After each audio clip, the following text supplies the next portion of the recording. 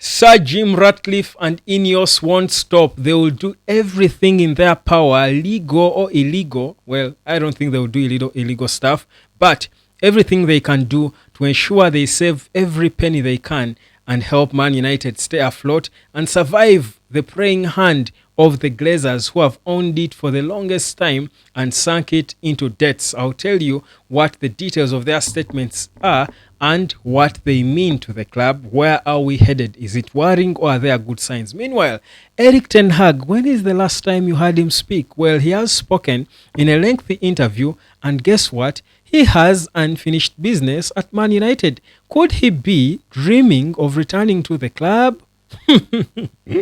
Subscribe to the United of Sport and let's get proper into this Man United talk. My name is Webb. Let's get it, guys. I mean, it's even difficult and fathomable that I'm smiling right now with the issues that are going on. Guys, people are losing jobs again at Manchester United. Manchester United is to transform its corporate structure as part of a series of additional measures to improve the club's financial sustainability and enhance operational efficiency. This is the statement. I'm continuing with it. The transformation plan aims to return the club to profitability after 5 consecutive years of losses since 2019, fam.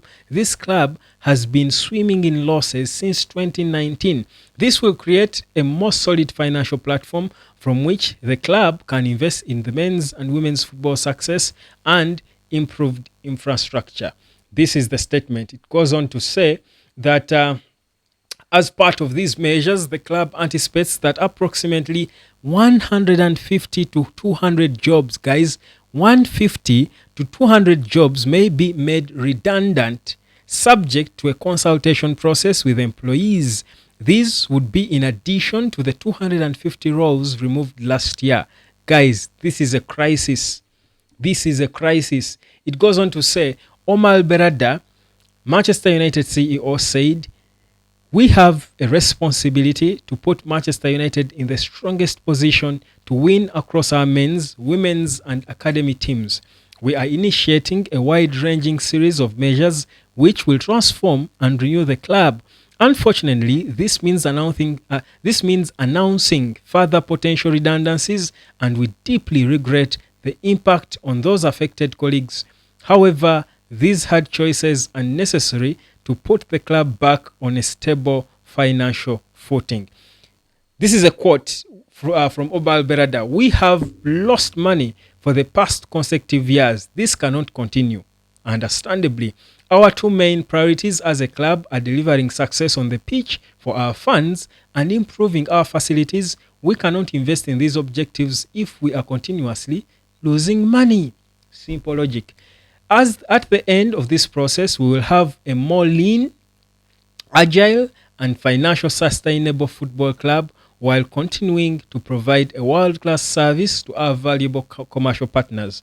We will then be in a much stronger position to invest in football success and improved facilities for fans while remaining compliant with UEFA and Premier League regulations. Now, guys, this is just it's a little of what really is going on now to take you down to the nitty-gritty of what's happening at our beloved Man United, guys, to give you the detail of it, to take you down to the grassroots of it. Here's what's happening. Manchester United have gone as far as closing the canteen. Manchester United has closed the staff canteen in their latest cost-cutting measures, meaning there will be no more food offered at the training base. People will only eat fruits. It's only the playing staff, that's the first team, who will be getting food. The rest, here are the details. Jim Ratcliffe will close the staff canteen at Old Trafford and replace the free lunches currently on offer with fruit. Currently, guys get free lunch at Carrington. It's going to be replaced with fruit. That's way cheaper. Man United's largest single minority shareholder will also implement a similar move at the United's Carrington's training base, with only players receiving lunch for free. Non-playing staff there will be offered soup and bread. Goodness.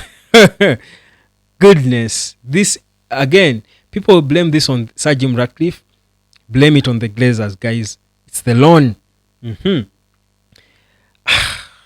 The news emerged before an all-staff meeting at Old Trafford's Man United suite on Monday when The Guardian understands the club's chief executive Omar Berada confirmed the closure of the staff canteen and other key decisions, including confirmation that there will be more redundancies. No questions were taken at the briefing.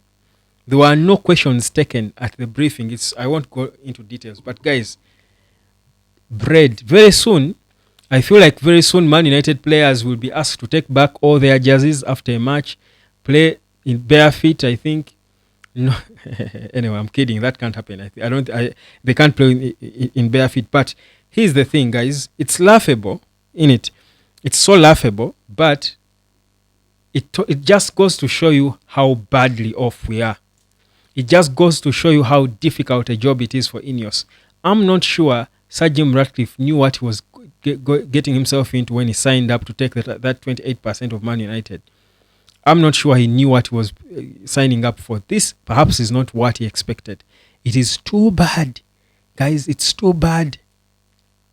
But it has to be done because you cannot be making losses for 5 years. If you continue doing so, and that seemed to be the case, if the Glazers continued running the club the way they were, Man United would be extinct. Man United would be banned from playing football in England because they wouldn't comply with financial fair play. So this is an emergency situation, guys. This is a crisis. And before you blame everything that you see on the pitch, on the boss Amorim, think about all these issues. Definitely, players learning that staff can no longer eat food, yet they are eating a good meal. Certainly, psychologically, it will affect them because someone would tell you, they should be denying these players lunch because they are filthy rich. They earn crazy money. Why are you giving them lunch? Let them buy themselves lunch if you're in a crisis. They are getting crazy amounts of money for absolutely nothing, for doing absolutely nothing. Can't they say, you know what? We as players are saying, please don't give us lunch. We will pack for ourselves or we'll order and pay for ourselves. We are paying for all the stuff because they can't touch their wages. They've got contracts.